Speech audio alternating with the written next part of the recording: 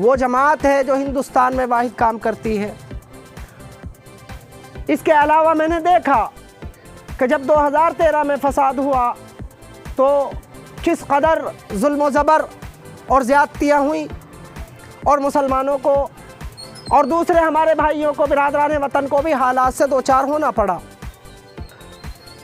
तो मैं पूछना चाहता हूँ, जो हमारे मुखिया थे और अब तो नहीं है, चौधरी अजीत सिंह जी, वो यहाँ सांसद थे, उनकी जिम्मेदारी होती थी।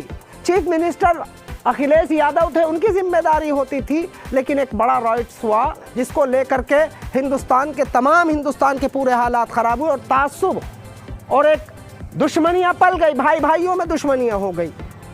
मैं सीधे सीधे अपनी बात की तरफ निकलता हूँ कि हमें विकास के लिए, अपने हक के लिए और अपनी जो हमारी शिक्षा का मामला हो, अच्छे इलाज का मामला हो, अच्छी जो हमें तालीम का मामला हो और हमारे अच्छे रास्ते और सारी की सारी चीज़ें, अच्छे स्कूल और कॉलेजेस, इंजीनियरिंग कॉलेज और डिग्री कॉलेज हमारे बीच में हो, हमने ये मांगना छोड़ दिया है।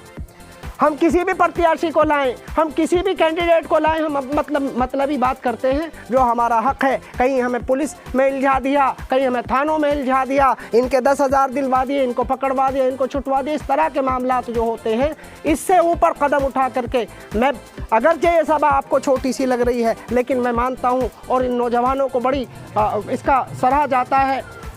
अब्दुल वगैरह हैं और सब हैं जो मेरे साथ हैं, हम कदम चल रहे हैं और इन्होंने बहुत अच्छा जो ये प्रोग्राम सजाया, बहुत बहुत शुक्रिया इस महल्ले वालों का और पूरे समाज का। तो मैं ये बात बेटोक कह देना चाहता हूँ, इंशाअल्लाह इलेक्शन लड़ा जाएगा और जहाँ मेरी ज़रूरत आपको होगी, मेरे खून की, मेरे खून का एक एक कतरा आपके लिए और इस पूरे समाज के लिए और इस पूरी जो मेरी जिम्मेदारी है, जितना मेरा सर्किल है, सब के लिए और पूरे मुल्क के लिए मेरा एक खून का कतरा काम करता रहेगा इंशाअल्लाह।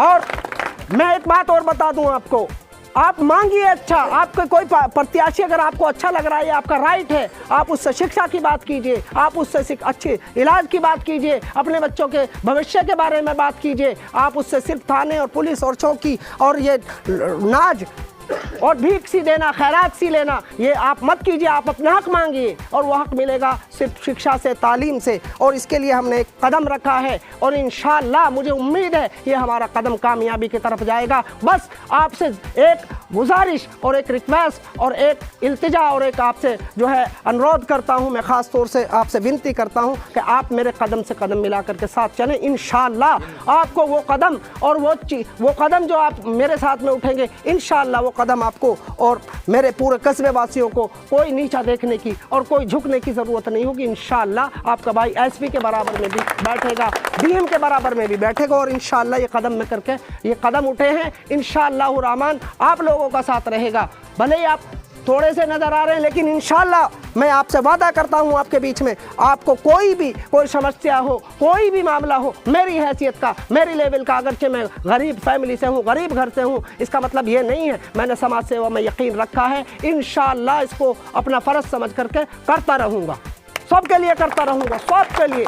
पूरे गांव का ये मेरे ऊपर हक है, मेरी जिम्मेदारी है। अगर मेरी जहाँ उसे ज़रूरत पड़े वो रात को भी उठाए और मुझे लेकर के जाए, ये उसका जो है हक है। मैं कोई इस पर एहसान नहीं करूँगा। मेरे दोस्तों, मैं एक चीज़ और बता दूँ आपको, इंशाअल्लाह अगर बात शिक्षा की जाए, बात तालीम की जाए, बात एजुकेशन की जाए, तो हम ज़ीरो नज़र आते हैं। हमारी कौम का बद से बदतर हाल नज़र आता है। हमने मांगना छोड़ दिया अपना हक। हम ये तय करें कि इंशाअल्लाह अपने बच्चों को अच्छी तालीम, अच्छी शिक्षा देंगे और किसी प्रत्याशी से और किसी सरकार से, और चाहे वो केंद्र सरकार हो, चाहे वो राज्य सरकार हो, चाहे हमारे बीच का विधायक हो, चाहे हमारे बीच का कोई भी हो, हम उससे ये मांगेंगे कि तुम हमें क्या दोगे हमारे वोट के बदले में। हमारा हक क्या है, अपने लीगल राइट्स को जाने और उसको जो है पूछे और फिर उस पर अपना वोटो सपोर्ट करें। मेरी उम्मीद है कि इंशाअल्लाह आप मेरे कदम से कदम मिला करके साथ चलोगे। बस मैं अपनी बात ख़त्म करता हूँ। आपका बहुत बहुत शुक्रिया, अहले खाना का जिन्होंने मीटिंग बुलाई उनका, और हमारे जो चौधरी फारूक साहब हैं वो आज की इस सभा के सदर हैं। वो 2024 की तैयारी को लेकर आज आपकी पहली मीटिंग थी, आपने इसका आगाज़ किया, इसको लेकर आप क्या कहेंगे? सबसे पहले तो मैं आपका और आपके चैनल का बहुत बहुत शुक्रिया अदा करता हूँ। इसके बाद में मैं ये बात बिल्कुल साफ तौर पर कह देना चाहता हूँ कि हम चुनावी मैदान में आए हैं, कुछ इश्यूज़ हैं, कुछ मुद्दे हैं जनता के जो हमसे जनता चाहती है, हम उनको लेकर के उनको धरास्थल पर उतारेंगे और उनको लेकर के काम करेंगे। और बागपत की जो जनता है वो विश्वास जताएगी, यकीनन हम उनके लिए जो है वो कार्य करेंगे जो ऐसी उनकी उम्मीद है, आशा है।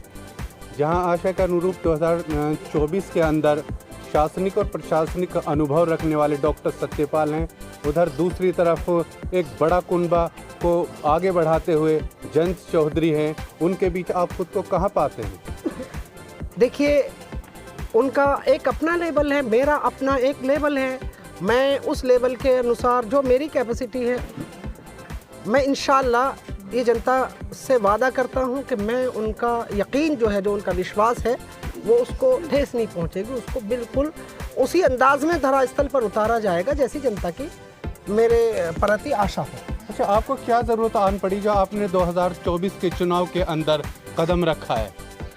हाँ, देखिए, ये बात बहुत अच्छा आपने सवाल किया।